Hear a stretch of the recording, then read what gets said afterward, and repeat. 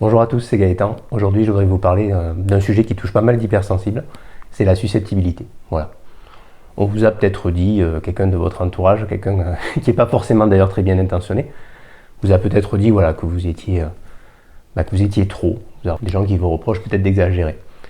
Tout à fait normal que ça puisse vous blesser, parce que c'est pas quelque chose d'agréable à entendre, même si parfois, effectivement, ça peut être vrai dans certaines circonstances. Ce qu'on va voir aujourd'hui, voilà, c'est comment sortir de ça et comment ne plus prendre les choses de façon personnelle. Déjà, rassurez-vous, ce que vous ressentez, c'est quelque chose de valable. Hein. Ça, c'est quelque chose de très important à avoir en tête. Le premier conseil que j'ai à vous donner dans ces cas-là, c'est de ne pas répondre de suite. Pourquoi? Parce que dans ce moment-là, vous êtes encore dans une émotion négative, de la colère souvent, mais ça peut être aussi de la tristesse, en tout cas une émotion qui vous envahit et qui fait que répondre à ce moment-là n'est pas pertinent et pas adéquat. Vous allez répondre des choses que vous ne pensez pas. Et puis surtout, la personne en face, il y a le risque aussi, de son côté, qu'elle prenne à son tour les choses personnellement. Et donc là, vous voyez le cycle dans lequel on est rentré, dans une espèce de conflit.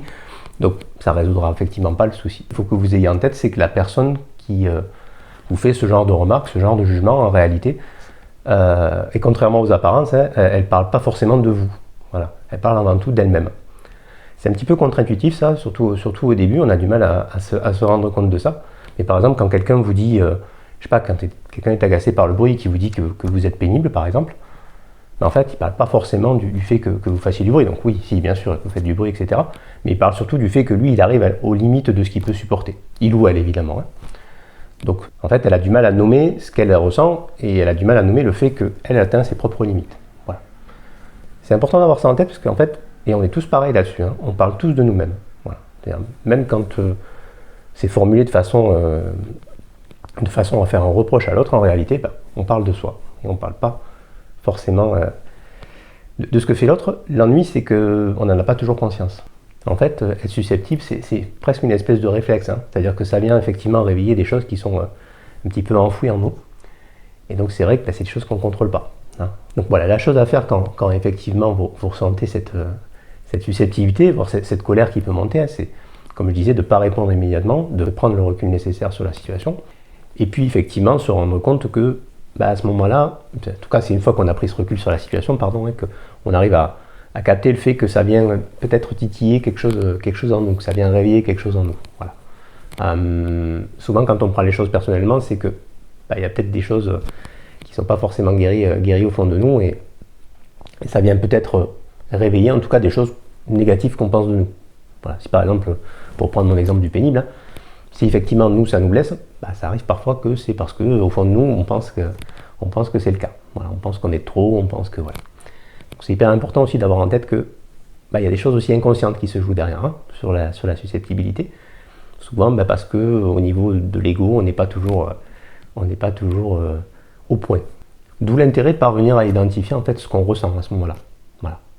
C'est-à-dire effectivement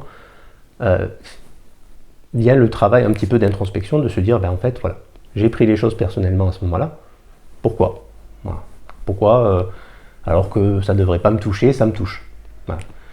Et souvent, c'est effectivement, comme je le disais à l'instant, hein, parce que ça vient réveiller des choses en nous du point de vue de notre amour-propre, de notre perception de nous-mêmes. Voilà. Ça vient réveiller quelque chose en nous.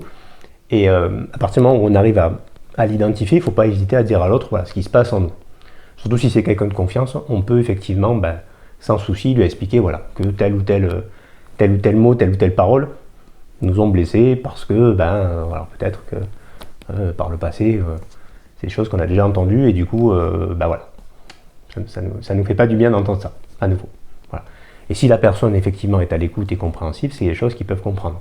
Très important aussi, dans ces moments-là de susceptibilité, donc une fois, effectivement, qu'on a digéré, etc., et qu'on a compris pourquoi ça nous avait blessé, aussi de poser des limites. Voilà. C'est pas parce que vous vous êtes vexé, pas parce que vous êtes mis en colère, que c'est forcément illégitime. Voyez, vous avez aussi le droit, vous, d'être blessé par quelque chose.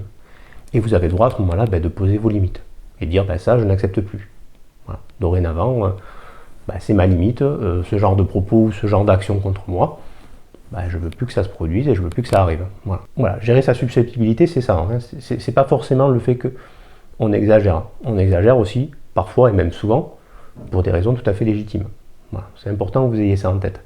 C'est pas toujours de l'exagération. Alors il arrive parfois qu'on se rende compte nous-mêmes qu'on est exagéré, hein, qu'on a surréagi à certaines choses, parce que oui, les hypersensibles peuvent surréagir. Pour autant, on a le droit de s'affirmer, de poser des limites et de dire ce truc-là, je l'accepte plus. Donc voilà, s'affirmer au maximum et puis pas hésiter non plus à prendre des distances avec certaines personnes dont vous vous rendez compte que le comportement est toxique ou que la relation elle-même est toxique. Voilà. Si une relation vous fait plus de mal que de bien, si vous ressentez que la personne vous envoie beaucoup de négatifs, pas hésiter à ce moment-là, autant que possible, à prendre ses distances. Voilà, écoutez, j'espère que le sujet vous aura plu. N'hésitez pas à mettre un petit pouce à la vidéo pour dire que vous avez aimé, et puis à vous abonner à la chaîne si jamais ça vous a plu. La susceptibilité, j'en ai fait tout un article sur le site Loin Dépression. Vous allez retrouver donc le lien en description de la vidéo. Vous avez juste à cliquer juste en dessous. Normalement sur mobile c'est un petit plus sur lequel cliquer. Et vous avez donc le lien vers l'article qui est un petit peu plus complet que cette vidéo.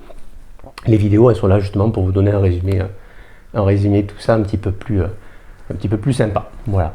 Écoutez, je vous remercie et puis je vous dis à bientôt.